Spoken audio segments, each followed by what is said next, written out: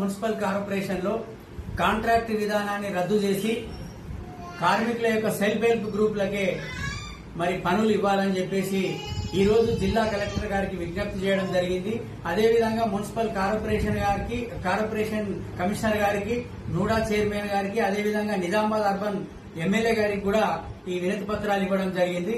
ఎందుకంటే self help గ్రూపులకు ఇవ్వడం ద్వారా దాదాపు 40 నుంచి 50 లక్షల రూపాయలు మున్సిపల్ కార్పొరేషన్ కి మరి మిగులుతుంది ఆదాయం. దాని ద్వారా ఆ 50 లక్షల రూపాయలతో నిజామాబాద్ లో మరి అనేక అభివృద్ధి కార్యక్రమాలు మరి వార్డులో చేయొచ్చు.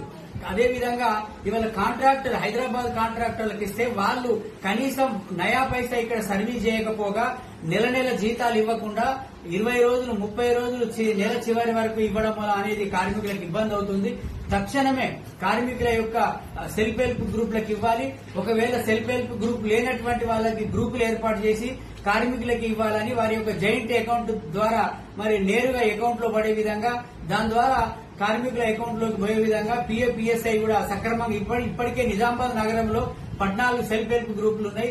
ఆ గ్రూపులకి ఈఎస్ఐ, పిఎఫ్ మరి అటెండెన్స్ సక్రమంగా జరుగుతుంది.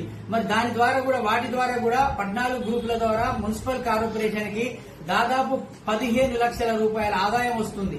అదేవిధంగా ఈ హైదరాబాద్ కాంట్రాక్టర్లకు రద్దు చేసి కార్మికులకు ఇవ్వడం మూలంగా మరో 25 లక్షల రూపాయలు, అంటే మొత్తం కలిపితే కార్మికుల మీద 40 నుంచి 50 లక్షల రూపాయల ఆదాయం మరి మున్సిపల్ కార్పొరేషన్ కి మిగులుతుందని, ఇదే విధానాన్ని మరి తెలంగాణ రాష్ట్రంలో ముఖ్యమైనటువంటి కార్పొరేషన్ ఖమ్మం గాని, వరంగల్ గాని ఇదే విధానాన్ని అనుసరిస్తా ఉన్నారు.